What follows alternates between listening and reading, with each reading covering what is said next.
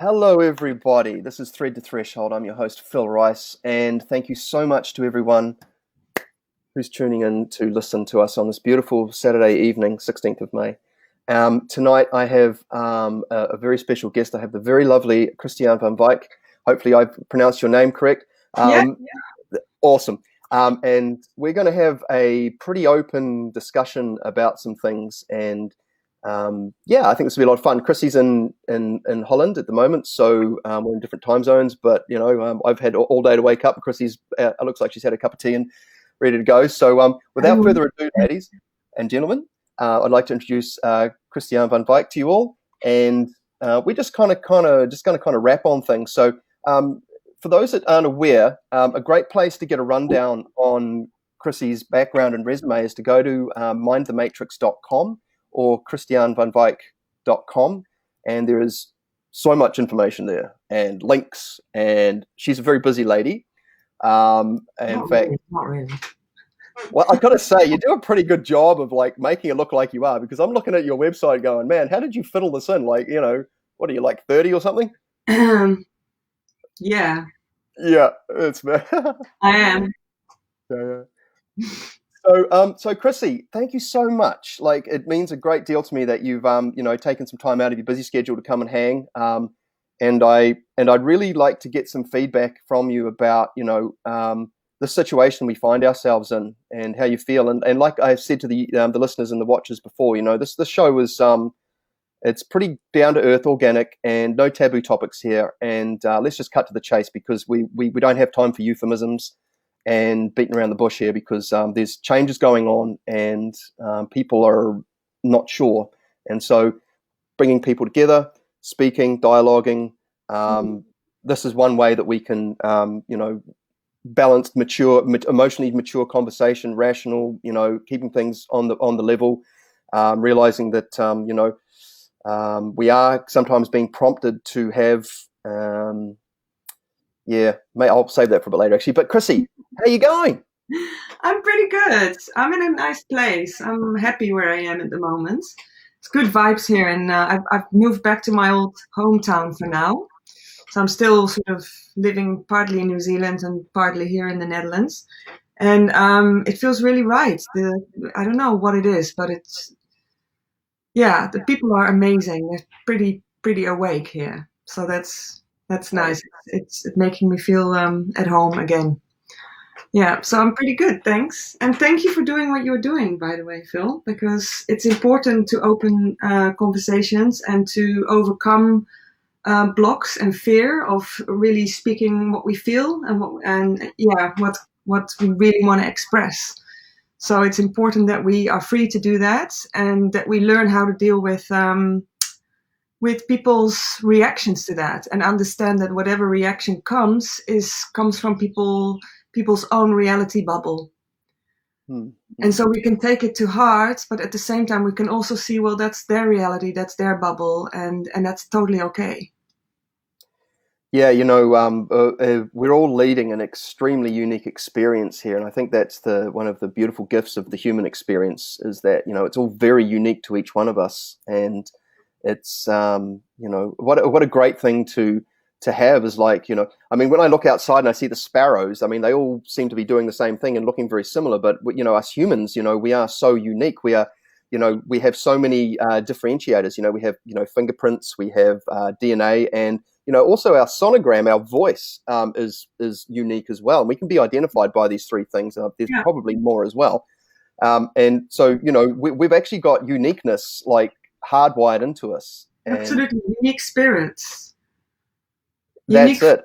Unique spirits. And so when people understand that the uniqueness that they are, then they can tap into that, and they can overcome the fear and start speaking out through their own unique frequency, then they're bringing a huge gift to the world, each one of us. But from a young age onwards, we're being taught to walk in line and to, not be completely authentic. And so it's a great joy to look at children, pre-programming and see, how they are. It's just amazing to watch. And then, it's very sad to see what happens post-programming, when you still see a spark of authenticity every now and then, but rarely, and it makes us kind of lose humanity, what makes us truly human, don't you You think? know, yeah, I worked in primary schools for many years, Yeah, and as a guitar teacher, and so I had a fun job, in a sense yeah, that I didn't have 30 kids. I had usually had four, and that was a lot of fun. I'm a pretty animated guy. I'm fun. I can sing and dance, and all sorts of stuff. I'm a bit of an actor as well. You're trying to keep the attention of three children and trying to teach them a refined motor set of skills and things, and getting them to listen to each other and to me, and not be distracted in that. But after a few years of doing this, and there was a few things that really stood out to me that I found curious, and that was is that, and these are just some circumstances I'll bring up, but one of them is that obviously, probably at least half of the kids I taught had different last names to their parents, and so became curious to me as like, wow, there's a lot of like broken families out there or blended families and things. And I was often dealing with mum and dad, and they didn't get along. So I learned to be the guy down the middle, and learned how to tread that line, which was a great skill. So, a sense it helped me become a bit of a mediator. But, the other thing I noticed is that I was kind of curious about, the uh, the uniforms, the psychological effect of uniforms, which basically strips away a sense of individuality, and it almost, and to get them to conform to a sort of certain mindset that you're here to do this, not to stand out so much, and here's me teaching creative stuff, and I wondered sometimes, if that could be bolstered by kids making their own clothes or whatever, but I started having a lot of ideas that might have seemed a bit radical a bit later on in the piece, like there's like why aren't the kids like this? They've got all got these huge football fields and stuff. Like, why aren't they? I mean, they do a bit of food, like learn how to grow a bit of food, but you could like totally grow food on these things. yeah. Well, there's a school in Russia that does everything that you just said. These kids, they learn practical things of the world, and these kids, they learn how to grow their own food, they learn how to make their own clothes, they actually build their own school building. Wow. Yeah, and they learn to really be, when they're passionate about a particular craft, they learn to perfect it. So if they're dancers, they learn to perfect it. If they're musicians, they really go very far in developing their skills. And so these kids are very illuminated. I forgot the name of the school, but it kind of it makes sense to have a school like that, right? Because a child has their own, they know exactly what they're drawn to, and they also know exactly what they're not drawn to. So, allowing that to be, allowing them to follow that is their human right. It's their birthright. That's a really great point, and I recall a conversation by the investigative journalist Jon Rappoport when he was talking. I think it was in one of his books he wrote actually about a school. I can't remember where the school was, but basically what they would do is that the kids would go to school, and they would just give them all the playing equipment, and send them out into the fields and just go out and run around and play and run around and play, and they would jump around and do all these things. And once they got that out of their system, and sometimes they were quite late in age, they didn't put them straight into the learning aspect. They would just let them explore and give them things to do. And what happens is that at some point they come to their teacher and go, okay, I think I'm ready to learn something now. And they were able to learn things in a short space of time, like over a few years at a college level, that would normally take them, say, 5 or 6 years, because they've kind of got those other sort of that the playing thing. They kind of got not bored of it, but they'd moved on, and they wanted to know more. But they were Yeah. able to do it at their own pace, and so they were much more willing to learn. And so the story goes is that this one chap who graduated from this particular modality of learning went and got a job, and he went for an interview, and the CEO said to him, "So, why do you think you're the best person for this job?" As part of the question, he said, and the guy said, "Because I'm not afraid of you." And I was like, that's an interesting response. And, because obviously in a school situation, which I've been, witness to many things, there is certainly the old bribery and corruption thing that parents use with their kids, but there's also that, I've seen, teachers screaming and yelling and threatening and doing things to the kids and stuff like that. And man, that trauma doesn't just disappear. That we're talking about formative years with children. We're talking about, a lot of these teachers were under stress too. So, this is really important that, kids are allowed to, I think, find their way, because, this model of schooling that we enjoy here in New Zealand is, based on getting kids ready for workplace. So, well, I know a lot of amazing teachers actually that would think the same as we do, but they're, they have to stick by a curriculum that they have to follow, and I know that they also get frustrated because they also would like to, take more time with people and not, have huge classrooms full. I mean, I heard, I don't know, I don't remember where it was. One classroom had, I think, 65 children in it or something. I don't remember exactly where this was. And I thought they were joking. I was like, no, that's a joke, right? I mean, how is one teacher supposed to teach 65 children and support them? It's not right. But I also had a success story in Mind the Matrix, the series, where I interviewed parents who had homeschooled their children. And at the age of, I think the guy was 16, he was like, okay, I now know what I want to do, after being homeschooled. And he went to a school to learn a real craft. And he was so good. He was way better than all the other kids in his class because he was able to creatively resolve issues and formulas or like, things that had to be calculated. And he was creatively able to find solutions rather than follow strict programs, and so he stood out far above all the other children because he hadn't been, how do you call it?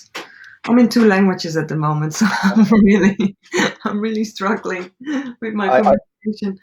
They're kind of corralled or maneuvered to sort of, I know what you're trying to say. Yeah, I've heard various people sort of describe the schooling system in various ways. Some refer to it as a filtering system to find out, we can see where the troublemakers are and where the really gifted students are, and it's about funneling them through and basically creating a bunch of shapes. And when the teachers say to the kids, look, you can be anything you want, and you've got all these different things to choose from, but there's only this number of things. And because the system was set up during the Industrial Revolution, as I understand, to create specific workers for tasks, and so it's about creating sort of almost like cookie cutter understandings of things. And so but the kids are probably our I think they are our greatest resource, in a sense, because they're going to be the ones.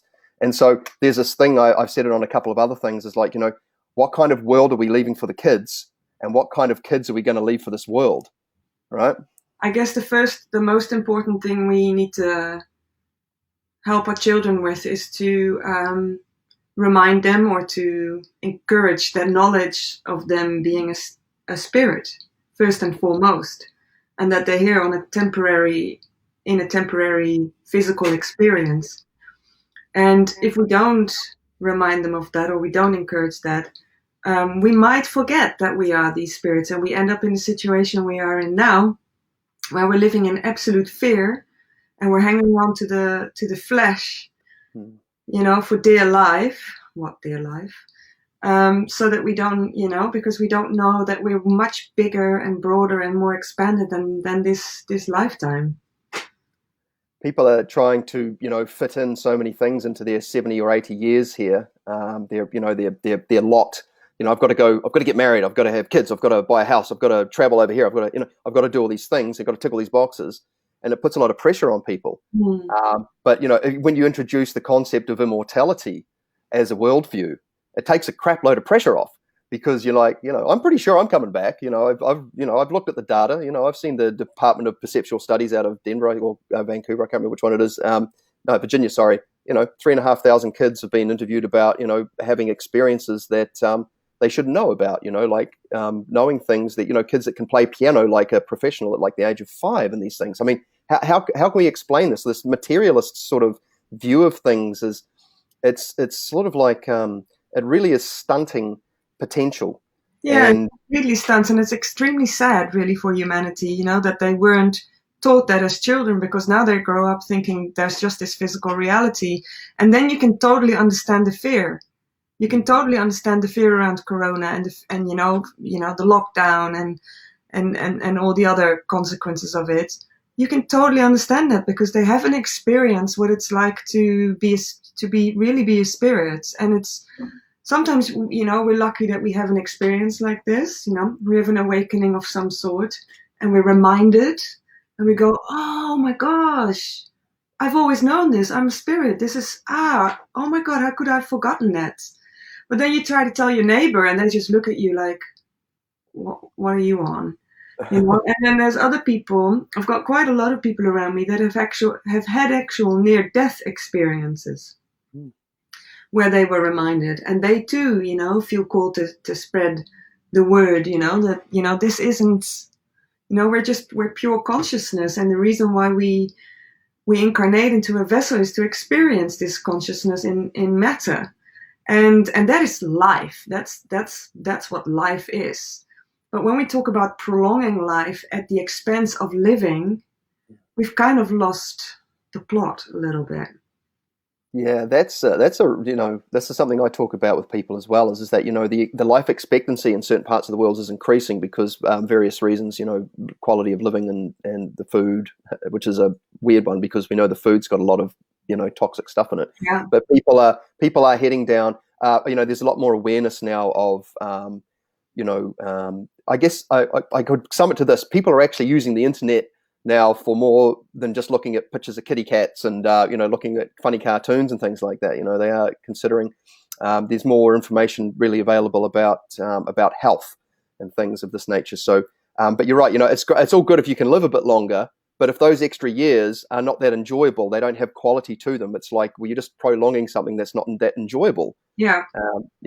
And so, choices and lifestyle choices are critical because, there's plenty of information available about how lifestyle choices affect your ability to, lead a rich, fulfilling life.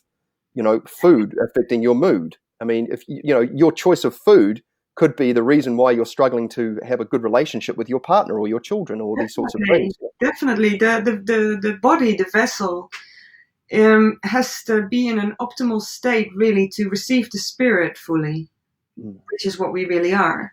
And so if there's all sorts of external issues, foods that we eat, the chemtrails, the glyphosate, that's being sprayed, and bad frequencies projected at us, EMFs, all these things kind of put the body into a sort of survival mode, and it's not a very pleasant place for the spirit to come in, so we're kind of walking around with half a spirit with us, and then we might not feel as inspired to eat well because we're like, well, why would I? I'm not, because first and foremost, the spirit really feeds us. That's the biggest energy giver, really, and all the other things are secondary. Yeah, the topic of on the topic of building a temple, building and maintaining a temple worthy of spirit to indwell. This is some of the language that I've found in studying the various mystery schools and that, and I find this very useful because they're really quite colourful and interesting metaphors for viewing life, and the idea of like, man, how lucky am I? I'm lucky. I've got 2 arms and legs, and I'm not too hard on the eye. Well, for me anyway. Sorry, I try the odd joke. No, but seriously, I feel very blessed, and obviously some are less, some maybe feel less than that. But the idea is that what can I do with what I've got, and how can I maximize on this? And you were talking before about going to visit the neighbor, and the neighbor's looking at you going, and I mean, I'm having I've had many lucid dreams and out of body experiences and things and other things that make me just go, wow, like, okay, am I hallucinating? And so I've looked at all these things and looked at the skeptics say, and I've looked at the other end, and I'm like going, you can't really explain, you can't really share an experience with someone. You can only really describe it. But when you have a hyper real interactive situation that is stable and long, whether it's a dream or an out of body thing, and you're like, what was that? Like you can't, and people are like Oh, going, oh yeah, I've heard about that. it's so hard to explain because we're being taught to mentalize everything. And so whenever you explain something, it ends up here in the mental part of ourselves, and we cannot experience it like there. So, and then immediately we want to categorize whatever we're being told. We're like, oh, this goes into airy fairy spirituality. No, that's outside of my comfort zone. I disregard that. But actually experiencing something like that firsthand, yeah, that's the only thing that really can change someone's point of view. Yeah, it's almost like jostling someone out of their everyday sort of like, the humdrum, the drudge, the hamster wheel sort of thing, because, that I was part of that world for a big part of my life. And I'm kind of glad that I did that. I had a corporate job. I quit that to become a musician. I got burnt out. Then I became a musician, music teacher. I got the rock and roll lifestyle thing, my boyhood fantasy out of the way. And, then all of a sudden I just lost interest and had to start searching. And, this has been such a wonderful experience. But, trying to say to people, look, I don't know any other way to explain this, because people look at me and go, wow, you look so good, Phil, what have you done? I said, well, I had some experiences and they made me look at the world differently. And so then I decided to try different things, and, I feel so good. And they're like, wow, that's great. And I'm saying, yeah, these things are accessible. If you want to have a look at them, lucid dreaming, out of body, you can, all these things.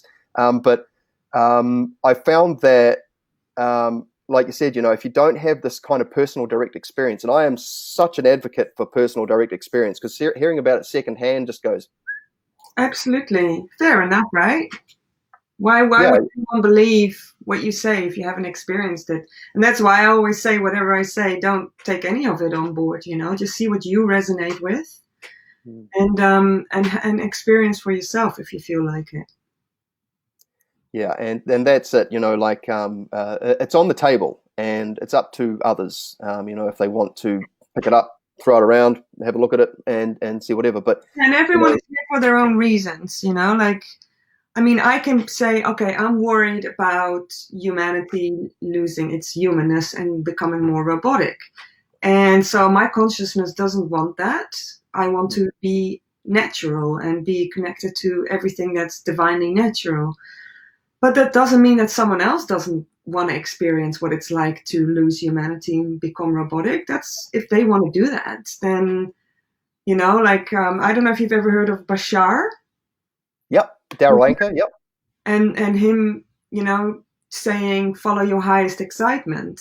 And I do believe that's true. And I think also Osho used to say that as well, like really experience your passion and your impulses, just really push your impulses that you have, and go as far as you need to go if the energy wants to take you there. And so I can imagine that maybe there are some souls out there that want to know what it's like to not feel human anymore.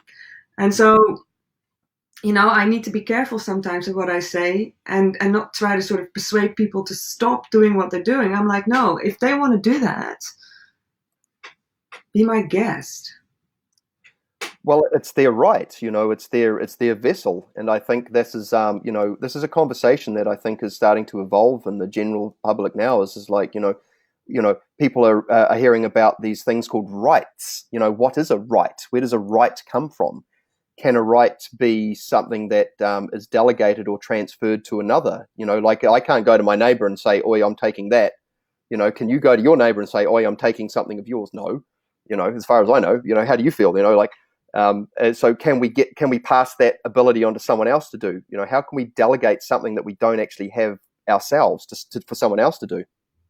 Absolutely. That's such a good subject. That's such a very important subject right now. We're all being taught to listen to an authority. And the reason why we listen to this authority is because at some point we decided, okay, there's too many people, if we don't have a bit of a system, then it might just get a little bit warped. So we elected our leaders and said, hey, you guys, we like your wisdom, you're our wise elders among us. Why don't you make the decision for this group based on, what needs to be decided?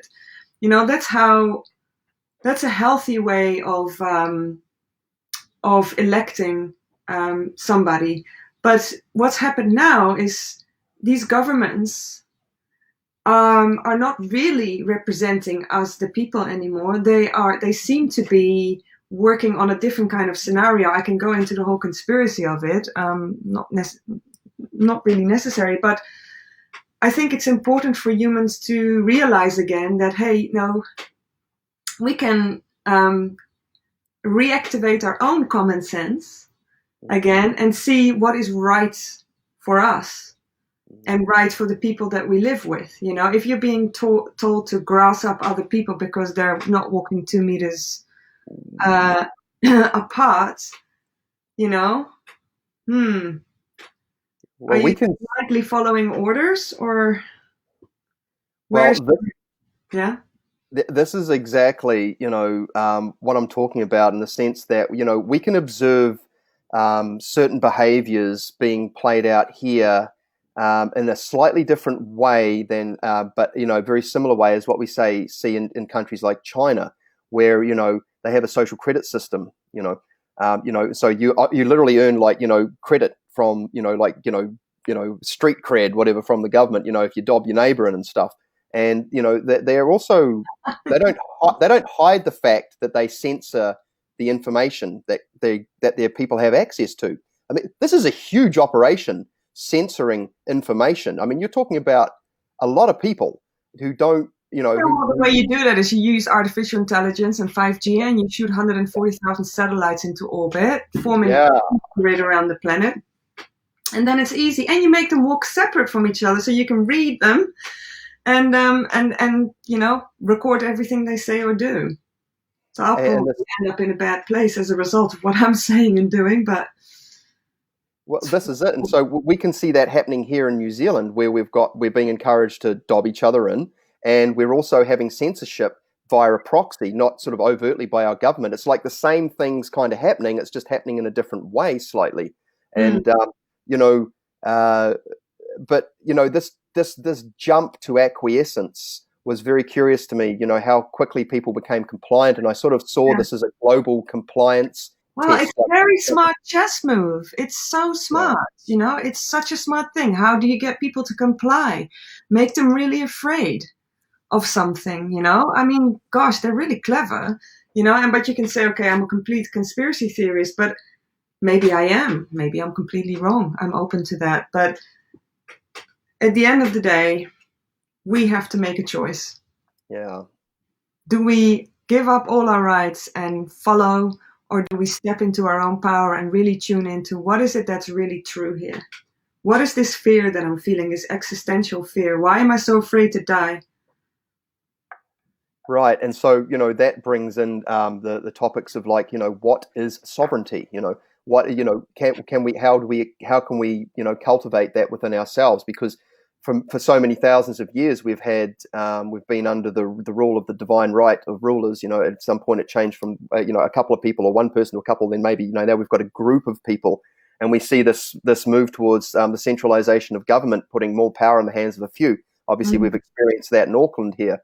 A lot of Howick here is the people who live here are very proud of their community. A lot of efforts goes into making this beautiful little village that I live in, and yet, local situations are, the local people have paid for some of the community buildings here, and they're being sold off to the highest bidder, and that money just goes to the big pot. So they're not there for the people anymore. So when you have an app, like a Corona app, or you're doing a lockdown, if that comes from the heart, from the community, and the community says, hey, we all love each other, let's just set up a little system where we can check who's been sick and la da da da. If it comes from that place, I'm all for it, right?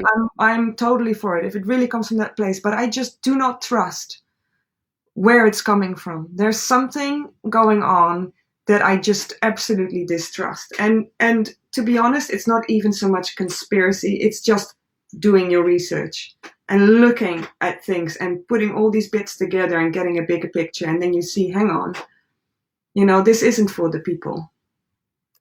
You're right. And, this research is imperative. It is the due diligence, the great work, because, you need to know this and have a deep understanding of this to develop the conviction, to have this, to develop the courage, to know that you're standing on something solid. So, I mean, I might be standing there with my voice shaking and my knees quivering, trying to tell the truth, but I know that I'm coming from a place of a knowing. I have information, and it's not exactly a secret. And I think, for the average person out there, to think that there aren't things going on, nefarious things at a global level. I mean, we've seen things in the news over the last, few years, especially about, exceptionally nefarious activity going on at high levels of government, with the Epstein and the Savile and the thises and the that's. I mean, where do you finish, right? So we know that there is something going on here, and that these people wield, power over legislation, which, trickles down and affects us all. And, but people, it's funny, this one thing I've really noticed, and it makes me kind of feel a bit, is all the hero worship of the politicians, where it becomes about identity politics as opposed to them being, it's about, it's not about, oh, she's so pretty, oh, she's so strong, or he's so amazing, or he's this. It's like going, yeah, but that's not what it's about. I mean, that's why we have a celebrity culture in politics now, the likes of, putting, it's about, like I said, the identity politics scenario, and I don't know what to do about that. Well, yeah, I mean, true. At the same time, I don't go along with this whole thing of them being evil. I see it more as a consciousness thing. So you look at Musk or Gates or any political leader, and their and their evil agendas. Perhaps those agendas are evil, but I don't see these people as evil. I see these people as compromised. So I see, like, how I see it is that they may have had a soul fragmentation at some point, like through trauma or whatever, where a part of them has gone out of the body and another part has come back in, and that part is just not kosher. It doesn't have a benevolent pro-life agenda. It is an anti-life kind of artificial intelligence that works through these people. So I truly believe that a lot of these people they really believe that what they're doing is going to help. But what they don't understand is that it's not a human natural approach to things. It's actually removing the human from the natural ways. And that is where the danger lies. But we're all like saying, oh, they're evil, they're evil, they're evil. No, if we follow that agenda, we're just as much an accomplice to it. So all we can do is stop focusing on what evil leaders are doing, but actually go and how can I become human again? How can I become the natural, and go back into the natural flow of my consciousness? That is the only thing we should really be focusing on right now, and urgently too. Urgently, because, it won't be long until it's going to be very hard to be human again. And so we find ourselves coming up to a fork in the road. On the one way, we could go down the transhumanist road of augmenting ourselves with technology. Then on the other side, we've got a inherent intrinsic capabilities that are available to us, through certain types of living. But I mean, I'm not bashing technology. I think that there's a middle path as well. Absolutely, yes. Yeah. But if you are going so far as to augment yourself with artificial intelligence and have an implant in your head, just be aware that you're not going to be able to die properly. Okay, because most of your, you're in the cloud, basically, literally. Your thinking and everything is hanging in the cloud. You have no more sovereignty over your own being by doing that, and that is summoning a demon, 100%. Right, and so what is it to be human? What separates us? A machine doesn't feel pleasure when it beats us at chess.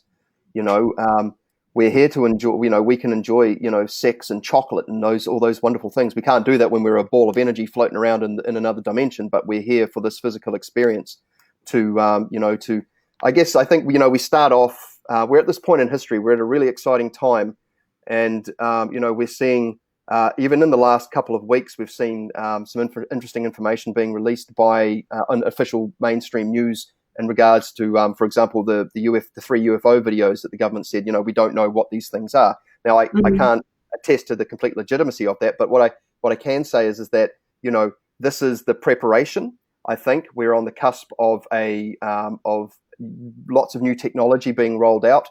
And I think I always question the timing of these large things. I mean, I was talking to a lady yesterday. I mentioned that I was walking down the road and I saw two couples standing apart, talking about, in their late 70s, talking about aliens, Yeah. right? Like crazy, man. I mean, these people normally go and, they're thinking about I picking up know, the there's a sandwiches, going to the lot more bowling club. things. Yeah. So, Yeah. um, There's a lot more people than we realize that are questioning. A lot more. and But the ones that I'm really like currently in big discussions with is what I call the left brain spiritual people. right, Spirituality comes from the cerebral side, and a lot of these are very kind of focused on love and light only, and tell me to stop focusing on these fear scenarios. But it's like I'm not focusing on fear scenarios. I'm just being consciousness. And when you're consciousness, you observe what's happening around you, what's happening inside of you. And that can be of a positive nature or a negative nature or, alternating. And that is totally okay. But I guess, it's very important not to just focus on the love and light outcome, but to be very astute and just see what's happening around. right. Yeah, and that's a really good point because we have this basically we have like a spectrum of, you're right, we have we have these two ends of a spectrum where we have the love and light, and then we have maybe the hardcore materialist reductionists. Yeah. And it's almost like they're sort of locked in a prison, whereas the idea is to become the integrated individual where you have a shadow and you have a the yin and the yang, you have this dual aspect, the sun and the moon. These are all talked about through the traditions, and this has been my adventure these last 5 years. I've grown up in a very masculine environment, then a very female one, and now I'm trying to reconcile these two aspects of myself. That doesn't mean that I'm putting lipstick on and getting dressed up or anything. No, I know. It's funny, isn't it, that people associate it with that? Yeah. Yeah. Mistaking the word, The feminine has nothing to do with women, actually. No, that's right. And this is the it's just a creative and destructive energy. That's what it is. And the masculine energy is the energy that conceives things. Right, and there we have it. This world is there is love and light, but there's also some things that we're here on the physical plane. We're here for action, and so this idea that I've been watching. There's been mass meditations going on, and and these things, but I'm which I'm all for. I'm great. I'm all for people coming together and doing these things. But there is action, like physical action, that we can take as well, but not to impose this upon others, because as soon as we start kind of, I don't know, I'm trying to find a way to do this that honors the free will aspect that we're gifted with, and absolutely, but also, and there's karmic consequences as well if you try to persuade people, of things. That's why I always put a disclaimer in front of my videos. Don't believe a word of what we say. But do your own research. We're just expressing ourselves and sharing what we feel about something at a certain moment in time. It maybe in a year we'll have another conversation and I might have a different point of view. It doesn't actually matter, because what matters is what the consciousness is experiencing at this very moment. right, and so it changes. I mean, they talk about dying daily. Those who die daily wake up with with the childlike wonder, the new eyes. It's such a gift, the gift of surrender, I mean, you can die pleasantly if you surrender. And so we have these mini deaths all the time where we are required to let go of all that we know, all the wisdom we think we may have, but just for a moment, just say, okay, I surrender all of that and I cleanse myself and I'm just being pure consciousness again, and then whatever needs to come back to us, wisdom, knowledge, will just resonate again with us or not. So we have to be willing to let go of all these things at all times.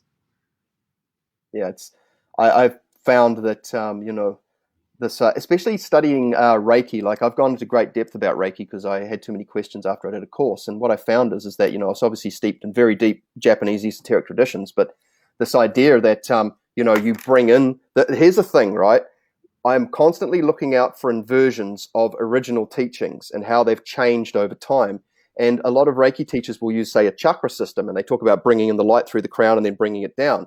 Whereas the actual original teachings was based on a 3 energy system thing, which is like the 3 treasures from the Chinese sort of acupuncture system, the meridian system. The Japanese use a key system, and what it is it's about developing your relationship to Earth Key and becoming grounded. And as you build up your hara or your lower dantian with energy, you're breathing it in. You're not pulling it in through your crown. You're breathing it in, and you're expanding your connection to the earth first. And then as you do that, that rises up. And then you have your connection to the heaven key. And then you have your connection to the emotional, the human key. And that's how you become this aligned sort of, human. And that's when you also get the toroidal shapes that you see, the energies below circulating and the energies at the top circulating and meeting in the middle. That's sort of the natural energy flow. And we have the sun, the sun in the earth and the sun outside. So of course, you're connected to both of them, and that's how plants grow as well. The roots go towards the inner sun, and the plant itself goes towards the external sun. So just look at nature. Nature always shows us exactly what we need to do. It's very simple. Look at a tree. It has its roots beautifully connected to the earth, to the inner sun, and then it's pulled out of the ground towards the outside, the external sun. And that's the same for us humans. So we're out there too much in the ether. Well, we're not going to get much done. We only have our roots, but we don't let ourselves blossom. Well, we're out of balance as well. So that's about, trees as well. We go through cycles as well with that. We have seasons. We go through cycles where we thrive. We're out there in the outside world manifesting our stuff. And then we have times where we go very quietly into the roots, and we very quietly, go into a sort of sleep state where we acquire new inspirations and where we conceive new ideas, and then we go out again and we create these things in the world. Yeah, you're right.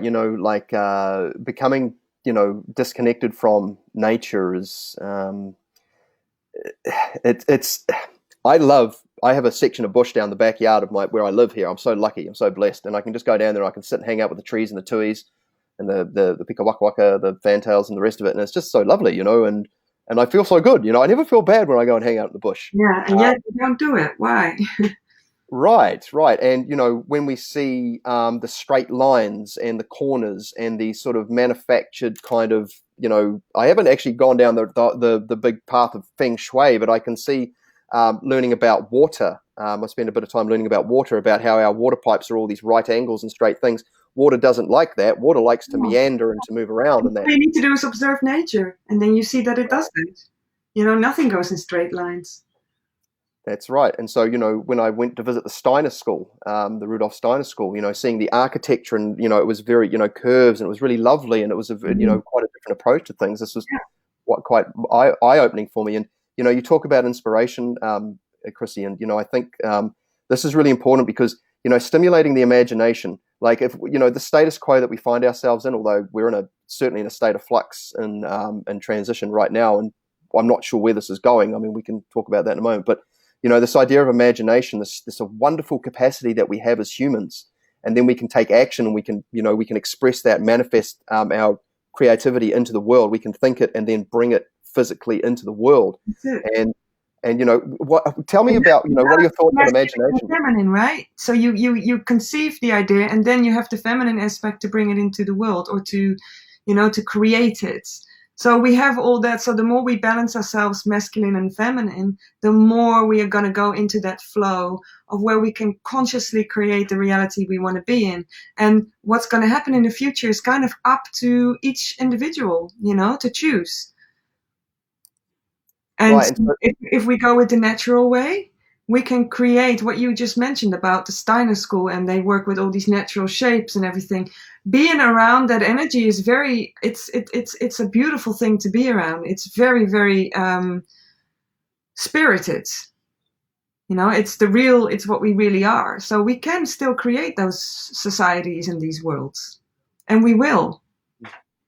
I'm personally quite excited because I know that what we can see that there is obviously a lot of fear and uncertainty at the moment, but there's also this is the prime ground, the fertile soil of things, of the chaos in a sense, and we have the ability to to create from this situation. People are spending more time inside. They're going to be reading more. They're going to be learning how to cook. They're going to be more creative. They're going to be doing more drawing, writing, all of these things, and but because we are moving into an unknown, this is where I feel that our imagination is, our creativity, when we cultivate this within ourselves, it spills into the other areas of our lives, and so it becomes not just something for fun shits and giggles. It actually becomes a very practical and quite even a serious tool. I mean, imagination, creativity. I mean, I know this is your realm as well, in art, media, and film, and these things. So, what do you do to help keep you inspired, Chrissy? Tell us. Just being present with my consciousness, and that will tell me in each moment what I need to do, and it's a really interesting process to be conscious. Like even when you're feeling crap, to just go with your consciousness. Oh, hey, I'm feeling crap today. That's interesting, and you're not judging it. You're not trying to, grab the bottle to get rid of that crap feeling, but just have a curiosity. What has just happened with me that I'm feeling like this? And then you can just love it and be, totally present with it. Observe yourself and go. And the more I do that, the more I realize that we're in a constant flow of different kind of experiences and feelings. And us hanging on to one of them is kind of blocking the flow. Because it's okay to feel like crap. It's fine, because it's going to stop. It's not going to stay like that. Unless we're frantically trying to get rid of the feeling, and then we're resisting it, and then the feeling remains, which is an issue. So just to be curious and just be with it. I had it the other day. I was feeling really out of sorts. I was horse riding and I wasn't enjoying sitting on horse. I was like, I should be really enjoying it. I mean, it's beautiful nature, and I'm just like not really feeling it. But I didn't judge it. I was just like, that's just what it is right now. And it changed again. And then a few hours later, I was back in a really nice flow. So that's kind of what I do. It's not so much activities that I do that do this. It's the consciousness that does it. That's really cool. Like I've found that too. Like these are all gifts, if I can use the word, gifts from God or gifts from the universe. These feelings and all of them, or the whole package. We can't have these when we're in an energetic sense, and so we're here, and so these are things that are useful. We can do things in certain states of mind that we can't do in others, and like I might be in pain, I might have a sore leg, but rather than going on about it, I'll just sit there with it. And I'll just, get to know it and go, hey, what's up? What are you trying to tell me? I'm trying to tell. Yeah. And that's, I think, I mean, I have to go in a minute. So I think it is a nice message, for people to start to become okay with what's playing in your body, what your body's doing, because your body is such an intelligent vessel. It is so extremely, supremely intelligent. It's constantly communicating with us. And to just, if you're bored, just start being with yourself for a bit and just observe and have that curiosity. I think that's it could well be a solution to what we're in, the global issues we're facing right now. This could be one of the solutions, is to start to work with our consciousness without judgment, but with pure curiosity. It will take humanity in a very advanced process if we start doing this. Right, and that's a beautiful place to sort of maybe start tapering things off here, and because you're right, I can speak from my own experiences that when I started meditating and doing mindfulness practices, that the quality of life, it became richer because I was more aware of things, and there was a value added to things that were in my familiar environment that I didn't notice before. Yeah. But Chrissy, I just wanted to say, just in the closing here.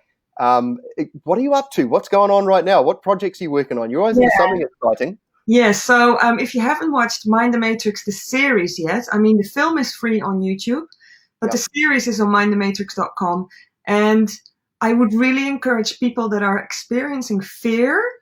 Right here. Here's the website here, guys. Yep. Mindthematrix.com. People that experience fear right now or are feeling like they're outside of their comfort zone, really, really, really watch this series, because we're looking at really every single aspect of life and how we can realign. It's a real cool journey to go on. So watch that. I've also started working for Iconic Media, which is Oh, wow. run by the sons of David Icke. Yeah, cool. And I'm creating series and films for them. And that's like the blessing of the year, really, because they're such an awesome bunch of people. Mm. And I'm doing a series called Exposed at the moment, where we're sort of talking about these kind of things. We're highlighting, we're talking about 5G, we're talking about hidden medicine, we're talking about sovereignty, all these kind of subjects. And we're also in the process of making a film called Future Templates. And that is, what would the world look like if we all started to step into our own, into our creative power? What could this world look like? What kind of a heaven could it be? And so we're having a peek into the future.